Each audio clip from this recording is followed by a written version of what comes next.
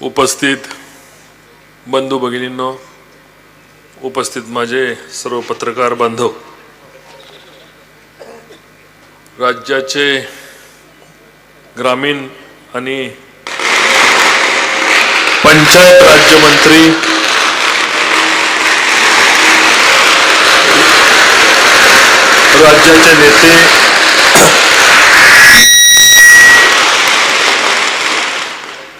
राज्याचे नेते, आदरणीय जयाभाऊ तात्या, या दोनच लोकांच्या पोटात संपूर्ण व्यासपीठाचं नाव घेतोय. आमदार साहेबांनी एवढी नावं घेतल्यानंतर सगळ्यांची नावं घेतली तर जयाभाऊंना बोलायला वेळ राहणार नाही. पहिला प्रथम ज्याच्यासाठी आपण जमलोय, या ठिकाणी फलटण शहरामधला ठराविक माझे सहकारी आणि बंधू भगिनी या ठिकाणी आलेत, पण ऑनलाईनच्या माध्यमातून पाहणाऱ्या सर्व माझ्या बंधू भगिनींना मी जी जबाबदारी घेतली होती, आमच्या सर्वांवर व्यासपीठावरील त्या कोपऱ्यापासून या कोपऱ्यापर्यंत आम्ही सर्वजण रणांगणामध्ये होतो, आमच्यावर तुम्ही विश्वास ठेवला. फलटणला भारतीय जनता पार्टी आणि राष्ट्रवादी काँग्रेस पार्टी आणि फलटणचे नगराध्यक्ष म्हणून शमशेरदादांना निवडून दिलं, त्याबद्दल एक जबाबदार या सर्व पॅनलचा म्हणून मी आपले सर्वांचे मी या ठिकाणी आभार मानतो. राज्याचे मुख्यमंत्र्यांनी जो विश्वास माझ्यावर दाखवला, एका महिन्यामध्ये दोनदा येऊन या ठिकाणी एकदा सुरुवात केली आणि शेवट केला, ज्यांना खऱ्या अर्थाने हा विजय मी समर्पित करतो ते राज्याचे लाडके मुख्यमंत्री आदरणीय देवाभाऊ, महाराष्ट्र प्रदेश काँग्रेस कमिटी, प्रदेश भारतीय जनता पार्टीची सर्व कमिटी, महाराष्ट्र प्रदेश राष्ट्रवादी काँग्रेसची सर्व कमिटी, यांनाही मी धन्यवाद देतो. म्हणजे जयाभाऊंचे सर्व सहकारी, कॅबिनेट मंत्री ज्यांनी ज्यांनी मला वेळोवेळी सहकार्य केलं, विशेष करून बावनकुळे साहेब, विशेष करून या ठिकाणी विखे पाटील साहेब, या दोन मंत्र्यांचं नाव घेतल्याशिवाय पुढे जाता येणार नाही. आमचे प्रदेशाध्यक्ष, निवडणूक आपण वेगवेगळ्या रंगाने पाहिली आणि याच निवडणुकीसाठी निवडणूक होती नगरपालिकेची, आरोप आणि प्रत्यारोप आणि सगळं जे कुभांड रचलं ते माझ्यावर. निवडणूक नगरपालिकेची, कुभांड रचलं माझ्यावर.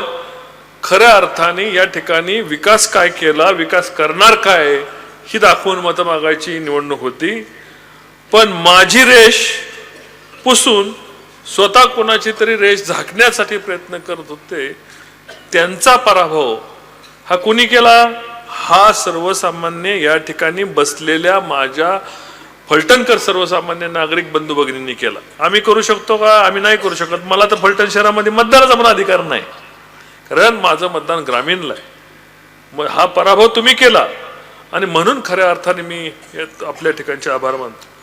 निवडणूक एका साईडला राहिली, फलटणचे खड्डे एका साईडला राहिले, पाण्याचे प्रश्न एका साईडला राहिले, गटारीचे प्रश्न एका साईडला राहिले, पण तोंडाचं गटर करून ज्या लोकांनी या ठिकाणी नगरपालिका लढवली त्यांच्या पदरामध्ये काय आलं?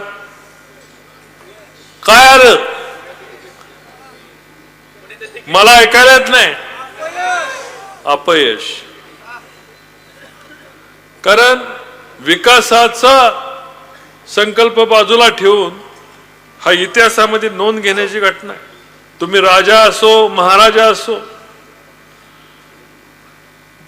शम्मा तक नहीं जलती आज उनकी तुरबत पर, म्हणजे कल जो तनके चलते ते अपनी शान व शौकत पर, आज त्यांच्या इथं घरामध्ये चहा प्यायला माणूस जाणार नाही अशी परिस्थिती. आदरणीय गोरे साहेबांना मला सांगायचंय, फलटण शहरातली ही सर्वसामान्य जनता कधीही त्यांच्या घरापर्यंत पोहोचू शकत नव्हती. आमच्या श्रीमंतांचे 3 बंगले आणि 3 बंगल्यामध्ये 40 चापलूस. आणि या चापलुसांचे नेते महिन्यातनं कधीतरी यायचे.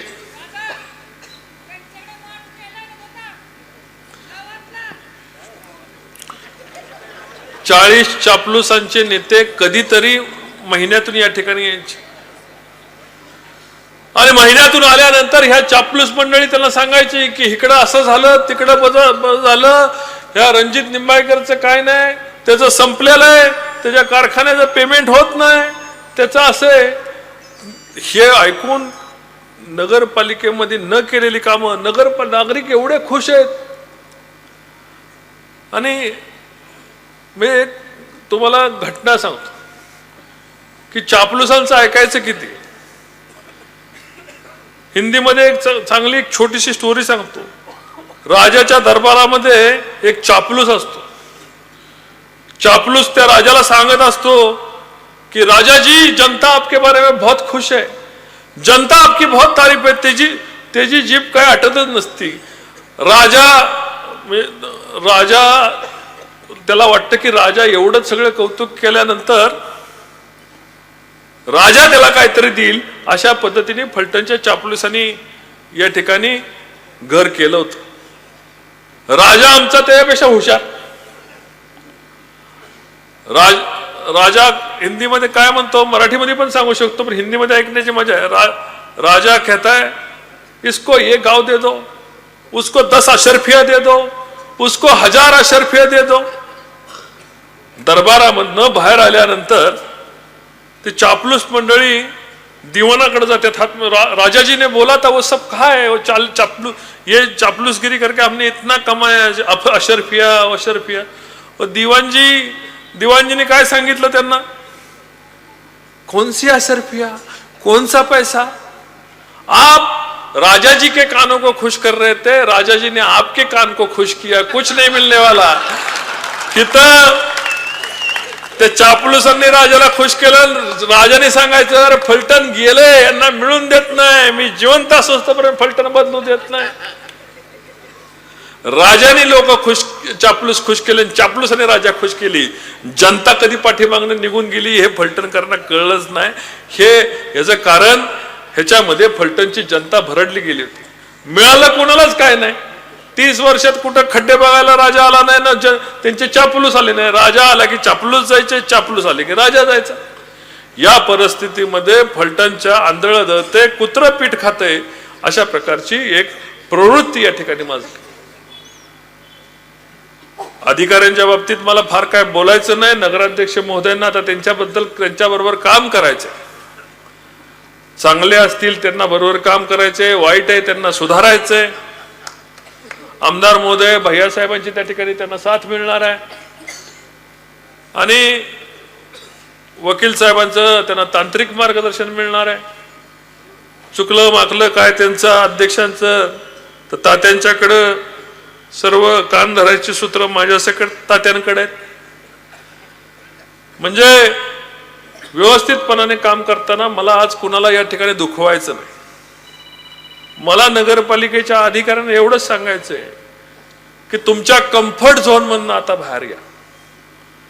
पूर्वी जे झालं ते झालं.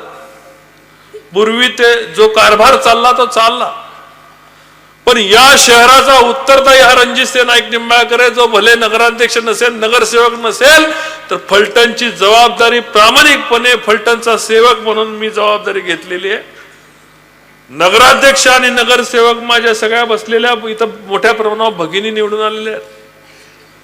माझ्यापर्यंत तक्रार येईल अशा पद्धतीचं काम कुठलं करू नये.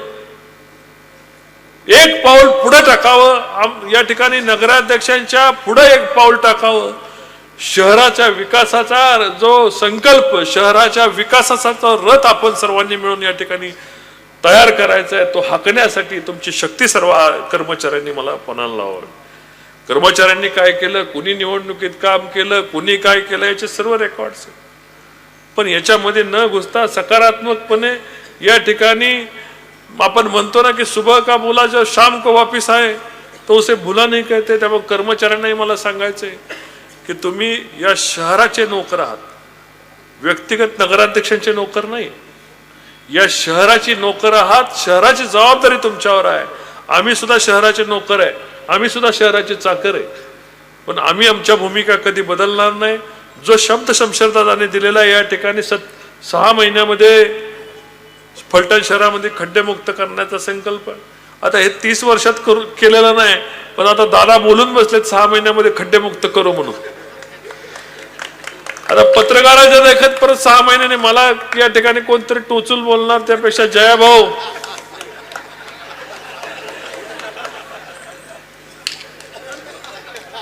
आपल्या दोघांची या ठिकाणी निघायला नको याची काळजी आता आपल्या दोघांना घ्यावं लागणार आहे.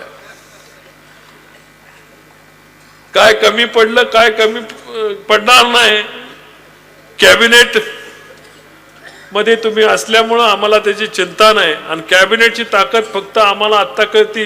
30 वर्षात कॅबिनेट मध्ये असून फलटणला काय कळलं नाही. मैं तेरे कान खुश करता हो, तू मेरे कान खुश करते.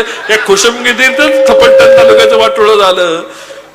म्हणजे तुमच्या कामाचा प्रभाव फलटण शहरामधला जे शमशेरदादा आता या ठिकाणी बोलून गेलेत, खऱ्या अर्थाने 60-50-60% रस्ते म्हटले असते तर जरा थोडस मी धपकन खाली बसलो मगाशी ऐकलेला.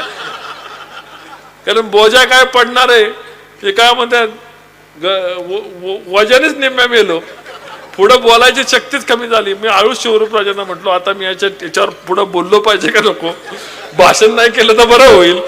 पण शिवरूपराजे मला म्हटले की तुम्ही बोलला पाहिजे, म्हणून कशी तरी शक्ती करून या ठिकाणी आलोय. 30 वर्षाचं काम आता हे नगराध्यक्ष महोदय 6 महिन्यात करू म्हटल्यानंतर माझी आता या ठिकाणी काय झाली आहे तुम्हाला त्याची कल्पना आहे. पण जे काय झालंय ते झालंय, आता शब्द तोंडात गेलेला आहे,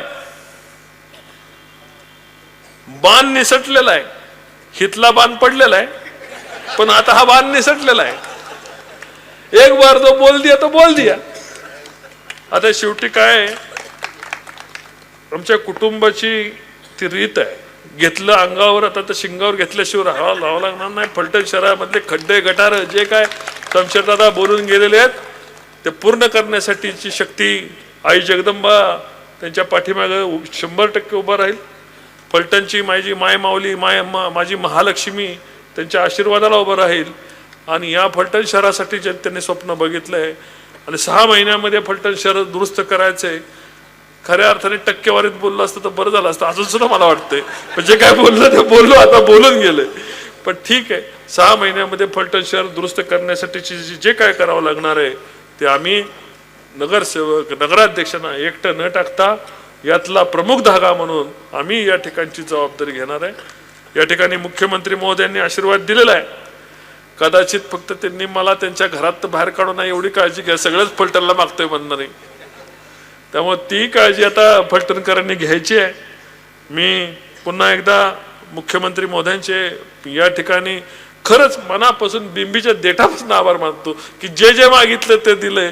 आता शमशेरदादांनी जे मागितले ते आपण करू म्हटलंय. पुढचा शब्द जेलायला ते मी त्यांना खाजगीमध्ये श्रीकृष्ण म्हणतो. कसं करतात त्यांचं त्यांना माहिती. मी इकडून घेतलं तिकडे ढकलून दिलेलं आहे. कदाचित लाईव्ह द्वारे ते ऐकत असतील तर ते म्हणत असतील की ह्याला ढकलून देऊ का काय. पण मुख्यमंत्री महोदयांकडे तुमच्या मागण्या सर्व ढकलून दिलेल्या आहेत. दरवाजा जयाभाऊंनी बंद केलेला आहे, त्यामुळे बाहेर यायचा रस्ता नाही. मागण्या पूर्ण केल्याशिवाय बाहेर यायचं नाही असं या ठिकाणी ठरवतो. आमदार साहेबांची जबाबदारी, जयाभाऊची जबाबदारी.